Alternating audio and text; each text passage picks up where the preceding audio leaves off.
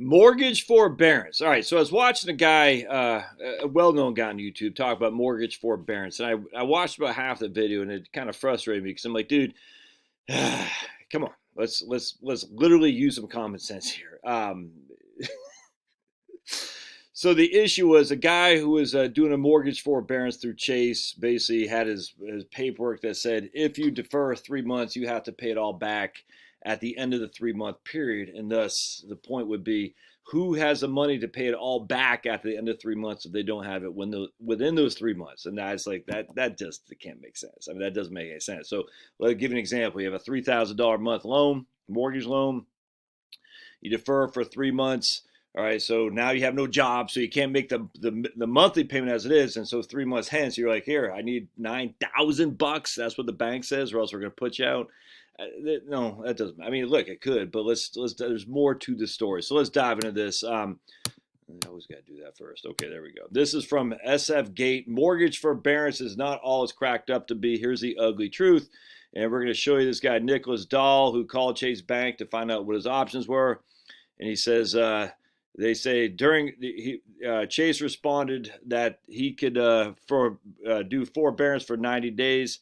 He wouldn't have to make his payments and would not incur late fees, get reported to the credit agencies, or risk foreclosure. But once that period was up, all the missed payments would come due at once. Okay, that might be what they initially told him. It might be right. I don't know. It could well be. But let's that in of itself, like, yeah, okay, then that would be stupid. Don't do that. Many homeowners could be asked to pay all of those missed mortgage bills in one lump sum at the end of the forbearance period, a near impossibility feat for many who can't afford their payments now. Exactly. All right, so but Fannie Mae, Freddie Mac, and the Federal Housing and FHA say their borrowers who make up slightly more than half of all buyers are never required to make the lump sum payments. They also offer various assistance plans, some more generous than others. But even, all right, well, see, that's a big freaking difference. More than half of the borrowers out there got Fannie, Freddie, and FHA loans, which they will not make you pay all at one fell swoop. But even those homeowners will eventually have to make good on what they owe. Okay, I mean, welcome to the club, man. You owe it, you got to pay it back. A hardship for those out of work. I mean, that's a whole lot different than saying you got to pay it all one sum. And notice you don't see that till how many paragraphs in. I mean, it's insane, man. It's insane. So let's read what the forbearance, how to make up your missed payments. I want to share this because this is a pet peeve of mine, actually, on the clickbait of the mainstream media. If it bleeds, it leads. And that's because of us. If it's negative, we click on it. If it's positive, we don't. And that's why they always show you these kind of things like, oh my goodness. All right, so let's read this. While the relief is immediate and necessary, many worry about repaying what they owe once the forbearance period ends. I have a hard time saying that. It's important to keep in mind that borrowers are responsible for repaying the full forbearance. The idea that you would not be responsible, or that the bankers or the mortgage industry is evil for making you pay back what you did not pay, is nuts. And just come on. Of course you're going to be responsible for paying it back.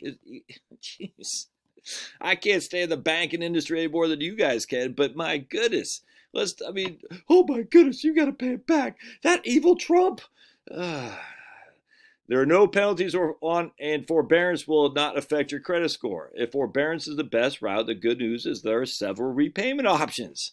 So first of all, they say you got to identify who owns your loan and what that means. Repayment options for government-backed loans, VA in particular, Ginnie Mae, Fannie, Freddie. All right, then repayment options for privately owned loans. Okay, so first they say you got to identify who owns your loan. There's a difference between who services your loan and who owns it. And they give you a link here on right here. Look up my loan at Fannie, look up my loan at Freddie. All right, so as of now, borrowers with government-backed mortgages are allowed a maximum of 12 months of mortgage forbearance. These are home loans owned by Fannie or Freddie, which make up more than half of the mortgages in the U.S. They're insured by HUD, the VA, or the USDA. So if you have a VA loan, like your old buddy Josh, I can forbear, I guess. I don't know how to. PenFed has my loan. I have no idea. I haven't contacted them. I want to see how this shakes out before I did. But I think it's of interest. I think there's a value there. All right, so for borrowers whose mortgages are backed by private entities, the forbearance plan varies depending on the lender. And that's the issue with the whole thing on Chase. Chase is different than Bank of America, is different from Wells Fargo. Bank of America is automatically offering deferrals until the coronavirus is over, which means it'll never be over, right? Because there's always a coronavirus.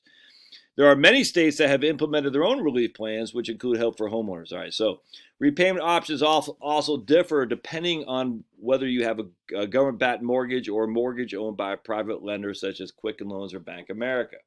For borrowers with Fannie or Freddie loans insured by HUD, again, that's VA, the VA, HUD, Ginnie Mae, all that stuff, is a government-backed mortgage. There are several ways you can handle it. You can make a lump sum payment at the end of the forbearance. Well, I'm not going to do that. You can short-term repayment plan. Allows you to repay your mortgage forbearance amount over the course of 6 months. All right, well, I'd rather not do that either. But I mean, it depends on what your bank says, how the terms are. I don't know how it works. I haven't done it, but it'd be something to look at. It's not just like you got to pay it all one lump sum. It's just freaking stupid, man. Extended loan modification. This looks more likely to me. This repayment plan extends your mortgage by taking the amount you owe and tacking it back on the back of your loan. For instance, if before your forbearance you had 15 years left on your loan and you postponed for 5 months, your new term would be 15 years and 5 months. It changes no part of your loan except for the term. That's the way to do it. Extended loan modification. Why would a bank not do that? Banks don't want to be in the property management business, man. Banks don't like putting you out. They don't want. I mean, the cost, the effort. It's just they don't want to do that. So they want to keep you in your home. Come on, man. I worked in banks. They're not evil. I mean, look, banks are going to take care of banks, number one, but they want you to pay. That's why they gave you the loan to begin with. Flex modification is designed for borrowers who can't afford the mortgage at their current interest rate. So that's a loan refi, essentially. And I don't know the specifics on that. It would seem to me that if you have a loan refi, you'd have to pay closing costs, which I don't have a qualm. If you have a refi, you should pay closing costs. Why, if you have a refi, you don't get to pay closing costs because you're in a world of hurt. But if I have a refi, I have to pay closing costs because I've been able to maintain my income. That's not fair.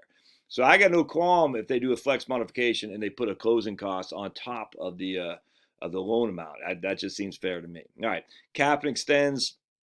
So you can read all that. Repayment options for privately owned loan. Most lenders are motivated to offer consumers repayments that they can afford. Some lenders, like Bank of America, are automatically tacking the amount owed to the back of the loan. All right, so stop with the clickbait fear stuff. Just stop. No bank wants to put you out. It's silly to even insinuate Chase Bank is going to say. I mean, they might. I don't know. I don't have Chase Bank. The idea that, Josh, you forbeared, you got to give us a check for $18,000 when you're living on freaking ramen noodles. It's stupid. Come on, man. There's always more to meets the eye. So what you do, like I would call, if I need to do this, I'm going to call PenFed. I'm going to say, hey, and the guy from Chase had 43 hours of wait time or something like that. Well, obviously the initial, just always wait for the initial thing to pass over, then call them up.